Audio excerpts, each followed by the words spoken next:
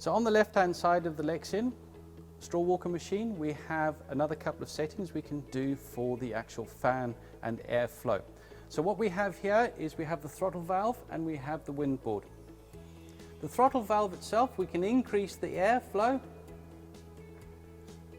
and we can also decrease the airflow. This is the amount of air that comes between the drop off from the prep trays to the sieves.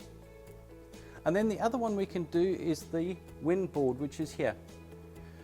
Here what I've done is I've already taken off the bolt on the right hand side of the machine.